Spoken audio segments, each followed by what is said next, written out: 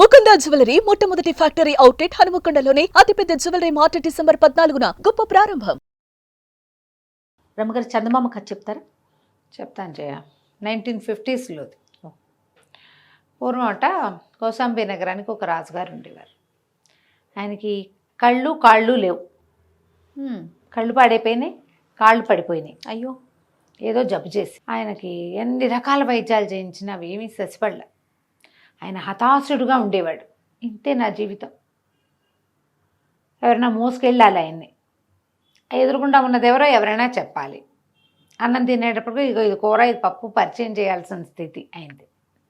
కళ్ళు కనపడేవి కాదు, కాళ్ళు కదిలేవి కాదు. చాలా దీనంగా దిగులుగా ఎలా నా జీవితం అన్నట్టుగానే ఉండేవాళ్ళు. ఆ కాలంలో ఏంటంటే ఇది లేదు కాబట్టి వేరే వాళ్ళకి రాజ్యం ఇద్దాం ఆ ఊహ లేదు. ఆయన ఒకడే కొడుకు వాళ్ళ తండ్రికి, దాంతో ఆయనే తప్పక రాజు అయ్యాడు. మరి అలా ఉన్నా కూడా మనిషి మంచివాడు, తెలివైనవాడు, ఏవో చాలా ఉన్నాయి. ప్రియంవదుడు ఆయన పేరు, చక్కగా మాట్లాడేవాడు.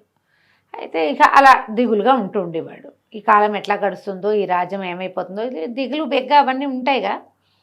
అయితే ఆ రోజుల్లో చెప్పుకునేవాళ్ళు కోట బురుజు మీద ఒక రావి చెట్టు మొలిచిందని, ఆ రావి చెట్టు కదులుతూ ఉంటే మనిషి మాట్లాడినట్టు ఉంటుందని. ఆ బురుజు పక్కగా అది మొలిచి పైకెక్కిందనమాట.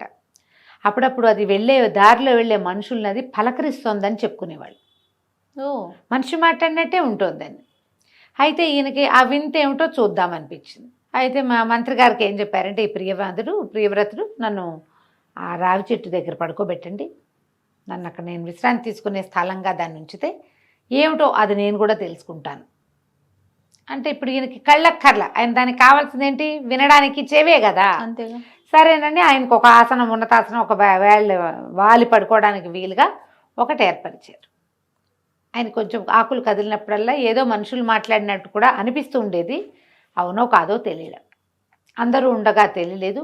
ఆయన అక్కడ పడుకోబెట్టి సేవకులంతా అవతలకెళ్ళి ఏవో తేవడానికి వెళ్ళినప్పుడు ఆయన చెవిలో ఒక మాట వినపడింది. ఏం చెప్పింది? నాయనా, నా పేరు అగ్నిశర్మ, నేను చాలా చదువుకున్నాను, కానీ చేయకూడని కొన్ని పొరపాట్ల వల్ల నేను ఈ రావి చెట్టుని ఆశ్రయించుకుని ఉండవలసి వచ్చింది. ఏవో పాపం వల్ల నాకు ఈ ప్రాణం లేని, రూపం లేని తనం వచ్చింది. ఎవరికైనా అత్యద్భుతమైన సహాయం చేస్తే నేను మళ్ళీ మామూలు మనిషి అయ్యేందుకు అవకాశం ఉంది. ఒక పిశాచ రూపంలో ఉన్నాడు ఆయన.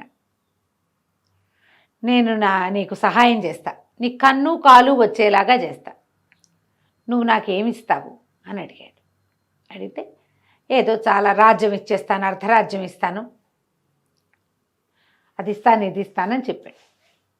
నా కన్ను వచ్చేసి నా కాలు వచ్చేస్తే నేను చాలా సన్మానిస్తాను, సగం సంపద నీది ఈ రాజ్యంలో అని చెప్తే ఈ అగ్నిశర్మ అనే ఆ పిశాచ రూపుడు ఏమన్నాడంటే, నేను ఎక్కడికైనా వెళ్ళి నీకోసం ప్రయత్నం చేయాలంటే దానికి చాలా డబ్బు, శ్రమ. నువ్వు గనక ఈ చెట్టు తొర్రలో ధనాన్ని పెట్టించావంటే ఆ ధనం తీసుకుని నేను వెళ్తా, నా దగ్గర ఏం లేదు, చాలా ప్రయత్నం చేస్తే కానీ నీకు మామూలు జీవనం రాదు అంటే. రాజు సంతోషించేశాడు. ఏదో విధంగా తన రూపం మారిపోతుంది, తనకు అవకాశం వస్తుంది. సంచులతోటి డబ్బులు తెప్పించి ఆ రావి చెట్టు తొర్రలో పెట్టిస్తే రెండో రోజుకి ఇక ఈ చెట్టు మాట్లాడడం మానేసింది. అంటే ఏమిటి, అగ్నిశర్మ వెళ్ళాడనమాట. ఆ అగ్నిశర్మ ఆ చెట్టు తాలూకు ఆత్మని బతిమలాడుకొని రూపాన్ని సంపాదించుకొని ఆ డబ్బులు పట్టుకుని ప్రయాణమై బయలుదేరి వెళ్ళిపోయాడు. మానవ రూపంలో సహాయం చెయ్యాలి, ఇది లెక్క. ఓకే, సరే, ఈయన బయలుదేరి ఇక అలా నడుస్తూ వెళ్తున్నాడు. ఏమిటంటే ఈయనకి ఎట్లా ఇతను మామూలు అవుతాడో ఎవరికీ తెలియదు. ఏదో ఒక అపురూపమైన వ్యవహారం, ఏదైనా అపూర్వమైంది జరిగితేనే కానీ ఇది అవ్వదు. అది కావాలంటే అవతలవాడు నీ సహాయం నాకు కావాలని ఒప్పుకొని ఒడంబడి ఖర్చులు ఇస్తేనే ఇది కుదురుతుంది. ఒడంబడ్డాడు, ఒప్పుకున్నాడు, ఖర్చులకి డబ్బిచ్చాడు. ఈ అగ్నిశర్మ రోడ్ల మీదకి బయలుదేరాడు. తను వెళ్ళగా ఏమైంది, ఒక చోట ఒక ఊరి మొగదల్లో పెద్ద శ్మశానం కనపడుతుంది. అక్కడ పెద్ద ఒక చితి పేర్చబడి ఉంది, దాని మీద ఒక డెడ్ బాడీ ఉంది. ఒక అమ్మాయిని పసుపు బొట్టు పెట్టి అలంకారం చేసి పువ్వులు పెడుతున్నారు. చక్కటి కుందన బొమ్మలు ఏముంది, ఒక 20-25 ఏళ్ళ అమ్మాయి. ఈయన అక్కడికి వెళ్ళి, ఈయన కొంచెం బ్రాహ్మణ వేషధారిగా ఉన్నాడు. ఏం జరుగుతోంది ఇక్కడ అని అడిగితే మరి మా కులం కుర్రవాడు ఒకడు మరణించాడు. ఇంత ఇంత బుడ్డ పిల్లలు ఉన్నారు వాళ్ళకి. ఆ పిల్లలు కూడా ఉన్నారు శ్మశానంలో. ఈ అమ్మాయి ఇతని భార్య. మా ఆచారం ప్రకారం సతీ సహగమనం చేస్తున్నాం. ఓహో. అమ్మాయిని అలంకారం చేస్తున్నాం. పిల్లలు ఏడుస్తున్నారు. తల్లి నిర్వికారంగా కూర్చున్నది. అక్కడి నుంచి ఈయన గట్టిగా కేకలేసాడు. ఇప్పుడు వాడి కాలం తీరి చనిపోయాడు ఒకడు. చనిపోతే వాడికి పుట్టిన సంతానాన్ని పెంచుకుంటూ అతను చేయవలసిన బాధ్యతల్లో అతను నెరవేర్చవలసిన బాధ్యతల్ని కొన్నిటిని నెరవేర్చాలి. కాలం తీరినప్పుడు స్త్రీ కూడా పోతుంది. ఈ బలవంతంగా మీరు చంపటం ఏమిటి? ఆ అమ్మాయి సిద్ధంగా ఉందంటే పిల్లలు ఉన్నారు మరి వెనకాల. తనంతట తను స్వచ్ఛందంగా మరణించడం వేరు, చుట్టాలే పక్కాలే నిలబడి దాన్ని అలంకారం చేసి దాన్ని ఎత్తి చితి మీద పెట్టడం వేరు. ఇది పనికిరాదు. సహగమనాన్ని నేను ఒప్పుకోను.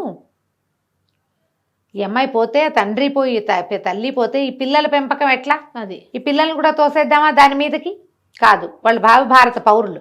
మరి అమ్మాయి పిల్లల తల్లి, అతని ఆస్తిని చూసుకున్న పిల్లల్ని పెంచుకుంటుంది. మగవాడైతే స్త్రీ చనిపోగానే ఇంకో పెళ్లి చేసుకుంటున్నాడు కదా, స్త్రీలకు పెళ్లి చేసుకునే అవకాశం లేదు. పిల్లల్ని పెంచే అవకాశమైనా ఇవ్వాలిగా. ఈయన చెప్పిన మాటలకి కన్విన్స్ అయిపోయారు వాళ్ళు. కన్విన్స్ అయ్యి, అమ్మాయి నీ ప్రాణాలు రక్షించడానికి వచ్చాడు ఈ అగ్నిశర్మ గారు. ఎక్కడి నుంచి వచ్చాడు? దేవుడు పంపించినట్టు. అగ్నిదేవుడే స్వయంగా ఇట్లా వచ్చాడు. నిన్ను కాల్చడం ఇష్టం లేక అని ఆ తల్లి పిల్లలతో దండాలు పెట్టించి ఆ చితి మీద ఉన్నది ఆ శరీరాన్ని పంపించేశారు. మామూలుగా అగ్నికార్యం చేసేసి తల్లిని పిల్లల్ని చేర్చేశారు. తన చుట్టూ ఎట్లాంటి పని చేశాడు? మేలు చేశాడు. మరి ఒక కుటుంబానికి ఎంత మేలు చేశాడు. అక్కడి నుంచి నడిచి వెళ్ళటం మొదలుపెట్టాడు. వెళ్తే ఒక ఊరు చేరాడు. ఊరు చేరితే ఆ ఊళ్ళో వాళ్ళంతా ఎంతో గందరగోళంగా ఉన్నారు. ఒక భీతావహమైన వాతావరణం ఒకటి కనపడుతుంటే కొంతమంది ఏమో కాపలా కోసం కత్తులు కటార్లు పుచ్చుకుని వెళ్తున్నారు. ఇళ్ళ చీకటి పడేసరికి ఎవరికి వాళ్ళు ఇళ్లలో సర్దేసుకుంటున్నారు. ఈ అతిథికి అభ్యాగతులకి భోజనం పెట్టే కాలం. ఈయనకు అన్నం పెట్టడానికి ఎవరు సిద్ధంగా లేరు. ఈయన గ్రామాధికారిని కొంచెం పెద్దవాళ్ళని పట్టిన ఆయన, ఏం జరుగుతోంది ఈ ఊళ్ళో ఏమిటంటే, ఏదో విచిత్రమైన మృగం అండి. ఆ మృగం ఊరి మీద పడి తినేస్తోంది. ఎంత కాపలాలు కాసినా మేము చావులు ఆపలేకపోతున్నాం. దానికి ఎదురుపడ్డాడంటే చచ్చిపోవటమే. అది ఒక వింత మృగం. దానికి నోట్లోంచి నిప్పులు వస్తున్నాయి, నెత్తి మీద కొమ్ములు ఉన్నాయి, భయంకరంగా ఉంది. మేము ఎప్పుడూ అలాంటి మృగం చూడాలి. అది ఎక్కడి నుంచి వచ్చిందో మాకు తెలీదు. ఈ చుట్టుపక్కల కొన్ని ఊళ్ళన్నిటి పాడు చేసేసింది. ఇప్పుడు మా ఊర్లో ఉంది. అది మనుషుల్ని తినేస్తోంది. రోజు వచ్చేస్తోంది ఊళ్ళోకి. దాని నుంచి ఎలా పారిపోవాలో తెలియక, ఏం చేయాలో తెలియక ఇప్పుడు మనుషుల్ని అంటే లోపల పెట్టుకుంటాం. ఆవులు, గొడ్లు, గేదెలు, ఎడ్లు, మరి మేకలు, బాతులు, కోళ్ళు, రోడ్డు మీద పిల్లులు, కుక్కలు. ఏం చేయాలి వీటన్నిటిని? ఏం చేయాలో తెలియక ఇది చేస్తున్నాము అని సర్కల్ ఇతను అన్నాడు. ఎలా ఉంది ఏమిటి అన్నీ కనుక్కొని ఆ వింత మృగం నేను బాగా ఆలోచించి, అబ్బాయి ఈ ఊళ్ళో అందరికంటే పెద్ద అద్దం ఉన్న వాళ్ళు ఎవరు అని అడిగితే 2-3 చెప్పారు. మా ఇంట్లో పెద్ద అద్దం ఉందంటే, అది రోజు ఏ దారిలో వస్తుందో ఆ దారిలో ఆ అద్దాన్ని పెట్టించాడు ఆయన. పెట్టించి అద్దం మీద చాలా వెలుగుపడేలాగా కాగడాలు పెట్టించాడు. చుట్టుపక్కల ఇళ్లలో జనం అంతా చూస్తూనే ఉన్నారు. అర్ధరాత్రి కొంచెం 11-12 గంటలు అయ్యేసరికల్లా పట్టపగల్లాగా వెలుగున్న ఈ ఊళ్ళోకి ఆ వింత మృగం ప్రవేశించేసరికి అది పరిగెత్తుకుంటూ లోపలికి వచ్చింది. ఈ లైట్ల దీపాల వెలుగులో ఆ అద్దంలో తన ప్రతిబింబాన్నే చూసింది. అది చూసి అది ఇంకో మృగం ఇప్పుడు మనుషుల్ని చూసి మీద పడిపోతుంది. తనలాంటిదో ఇంకోటి ఆ మృగం తనలాంటి, వాటికి అద్దాలు తెలియవు కదా జంతువులకి. మృగం అనుకుని మీద పడేసరికి ఈ అద్దం మీద ఎప్పుడైతే పడిందో అద్దాన్ని వేసి ఇట్లా ఢీ కొట్టేసరికి అద్దం పగులుతుందా, కళ్ళల్లో ఒంటి మీద పెడా గుచ్చుకుపోయింది. అది పిచ్చి పిచ్చిగా కేకలు పెడుతూ తన్నుకుంటుంటే వీళ్ళు ఏం చేశారు, అన్ని పక్కల నుంచి అందరూ అటాక్ చేసేసారు. చావచిత కొట్టి అంటించేశారు నూనె పోసేసి. ఇక భగ్గుమని మండిపోయింది. దాని ఒంటి మీద జూలుంది, అవి అంటుకుంటాయి కదా. మర్నాటి తెల్లవారేసరికల్లా అగ్నిహోత్ర ప్రీతి అయిపోయింది. అది ఊరంతా కమురు కంపు, కానీ ఇక మళ్ళీ ఇంకోటి రాదు. జనం అంతా సంతోషించారు. ఎక్కడి నుంచి వచ్చావు నాయన, ఇంత ఐడియా ఎలా వచ్చింది నీకు అంటే అతను చెప్పాడు, ఎన్నో కాలాలుగా నేను ఒక చెట్టును ఆశ్రయించుకుని ఉన్నాను. నా చుట్టూతా జరిగేవన్నీ నేను చూస్తూనే ఉన్నా, నా ప్రమేయం లేకుండా అని. ఎక్కడికి వెళ్తున్నావు, ఏం చేస్తున్నావు అని వాళ్ళు అడిగేసరికి, ఇట్లా మా రాజుగారికి అనారోగ్యం ఉంది, కళ్ళు కనపడవు, కాళ్ళు లేవు ఆయనకి, అతనికి మేలు చేయటం కోసం వైద్యం కోసం బయలుదేరానంటే వీళ్ళు ఏమన్నారు, అక్కడి నుంచి కొంచెం ముందుకెళ్తే జీవనం అనే ఒక వనం ఉంది. ఆ జీవన వనంలో దేవతలు గంధర్వులు వాళ్ళు తిరుగుతూ ఉంటారు. అక్కడ అత్యద్భుతమైన మూలికలు దొరుకుతాయి. ఓకే. ఏదైనా నీకు సహాయం లభించవచ్చు. ఫలానా మూలిక అని మేము కూడా చెప్పలేము, మాకు తెలీదు. కానీ ఆ జీవన వనం మాత్రం మామూలుది కాదు. అక్కడ అసలు మనుషులు తిరగరు, దేవతలే ఉంటారు. నువ్వు చాలా తెలివిగలవాడివి, ఏదైనా ప్రయత్నం చేసుకో అని చెప్పి అతన్ని పంపించారు. ఇతను అటువైపు వెళ్ళటం మొదలుపెట్టాడు. చాలా పచ్చగా ఇదిగా ఎంతో బాగుంది అడవి. వెళ్తుంటే ఎన్ని రకాల జంతువులు, తేళ్ళు, పాములు, మండ్రగబ్బలు. ఇతను ఉపాయంగా దాటుకుంటూ ఆ జీవన వనంలోకి ప్రవేశించాడు. లోపలికి వెళ్ళేసరికి ఈయన నాళ్ళుగాను నడుస్తున్నాడు కదా, ఎంతో కొంత అలసటగా ఉంటుంది. అవును. మరి కొద్ది రోజులేమో ఈ ఊర్లో ఉన్నాడు, ఇక్కడేమో ఈ జంతువు వల్ల నిద్ర లేదు. ఒక్కసారి అలసటంతా తీరిపోయి ఫ్రెష్గా ఎంత హాయిగా ఉందో అతను అనుకున్నాడు, ఈ వనంలోనే ఏదో ఉంది. ఇక్కడికి వచ్చేసరికి ఆరోగ్యం చేకూరిన భావన వచ్చింది. Feeling fresh. ముందుకు వచ్చేసరికల్లా వెనక నుంచి ఏవో కంఠాలు వినపడ్డాయి. ఎవరో మాట్లాడుతున్నారు. ఒక 6-7 గంధర్వులు కనపడ్డారు, దేవజాతులు.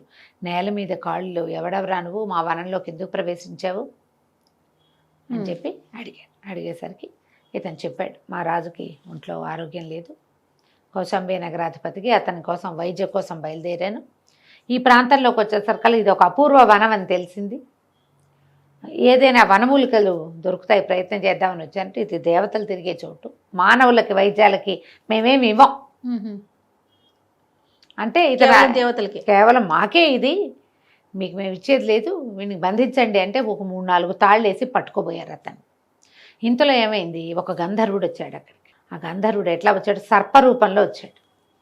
వచ్చి గబుక్కున మన గంధర్వుడిగా మారిపోయి, నువ్వా శర్మ, కులసాగా ఉన్నావా అని గబగబా దగ్గరకు వచ్చాడు. ఎంతకాలం అయింది నిన్ను చూసి, బాగున్నావా అని అడిగేసరికి ఇది గంధర్వులు ఆశ్చర్యపోయారు.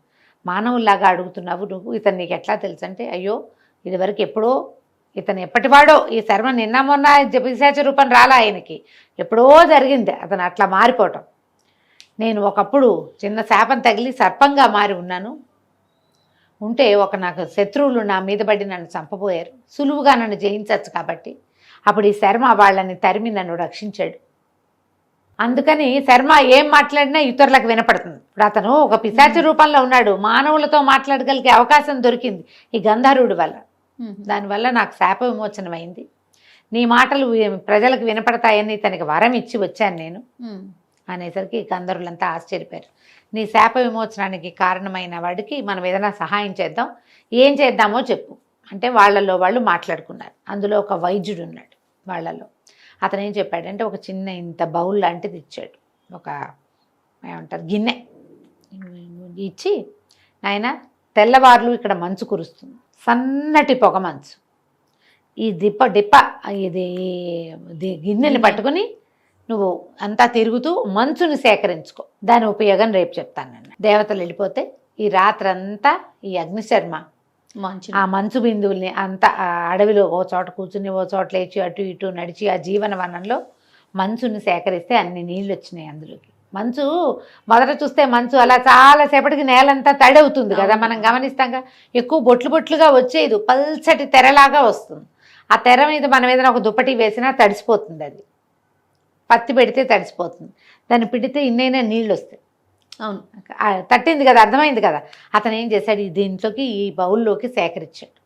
మర్నాడు మళ్ళీ గంధర్వులు వచ్చారు. ఆ వైద్య గంధర్వుడు ఏం చెప్పాడంటే, ఇంట్లో నుంచి కొన్ని బొట్లు నువ్వు ఎవరికి వైద్యం చేయదలుచుకున్నావో వాళ్ళకి వైద్యం చేయి, కానీ ఆ వైద్యం చేయించుకున్నవాడు నిజాయితీపరుడు, మాట తప్పని వాడు అయి ఉండాలి.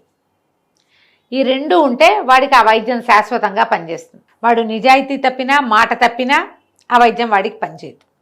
ఈ జీవన వనంలో ఉన్న మంచు యొక్క ప్రత్యేకత అది. అంటే అక్కడి నుంచి ఇతను ఏం చేశాడు, తన దగ్గర ఒక పెట్టెలో దాన్ని భద్రపరుచుకుని మళ్ళా ఇదంతా నడిచి కౌశాంబి చేరాడు. ఆ రాజుగారు రోజు వచ్చి రావి చెట్టు కింద కూర్చునేవాడు. వచ్చాడేమో అగ్నిశర్మ అని. 3-4 నెలలు గడిచాయి. ఈ మొత్తం మీద అతను తిరిగి వచ్చాడు. వచ్చి సరే రాజుకి నోట్లో వేశాడు. నీటి బొట్లు వేసేసరికి ఈయన ఇట్లా కళ్ళు మూసుకునేసరికి చూపు కనపడటం మొదలెట్టింది. కాళ్ళు ఇట్లా ముడుచుకుపోయిన కాళ్ళు సాఫీగా అయిపోయింది. లేచి అటు ఇటు నడిచాడు. ఎంత సంతోషించాడో, శర్మ నువ్వు మాట నిలబెట్టుకున్నావు, నువ్వు ఎంతో గొప్ప పని చేసావు, నా కళ్ళు వచ్చేసినాయి, నా కాళ్ళు వచ్చేసినాయి అని సంతోషించాడు. సరే, ఇదంతా ఏమేం జరిగింది, తను ఏమేం చేశాడు, దారిలో ఏం జరిగింది అన్నీ చెప్పాడు కథలు కథలుగా. ఒకసారి రాజస్థానానికి నేను వెళ్ళొస్తానని లేచాడు రాజుగారు. మరి నాకు ఇచ్చిన మాట ఏమిటి అని అడిగాడు అగ్నిశర్మ. అడిగితే ఈయనకి ఏం మాట ఇచ్చాడో మర్చిపోయాడు రాజుగారు. అయ్యో. గుర్తు చేసే ఉద్దేశం లేదు ఆయనకి. చాలా సంపద ఇచ్చాడు అగ్నిశర్మకి, అదంతా ఖర్చు అయిందో అవలేదు. అంతేగాని నాకు జీవితంలో రాని కాళ్ళు వచ్చేసాయని అనిపించలే. ఆయన మాట తిరిగిపోయాడు. తిరిగిపోయేసరికి అగ్నిశర్మ ఏం చెప్పాడంటే, మాట తిరిగిన వాళ్ళకి ఇది పని చేయదు, కానీ నేను సహాయం చేసినందుకు మాత్రం నాకు పనిచేసింది. శాశ్వత మానవ శరీరం వచ్చేసింది. చెట్టు దగ్గరకు వస్తే పిశాచి అయిపోవాలి అతను, కానీ అవలా మనిషిలాగానే ఉన్నాడు. దీని నియమం అది. ఇక నీకు వైద్యం ఎవ్వరూ చేయలేరు, నేను వెళ్ళొస్తానని వెళ్ళిపోయాడు.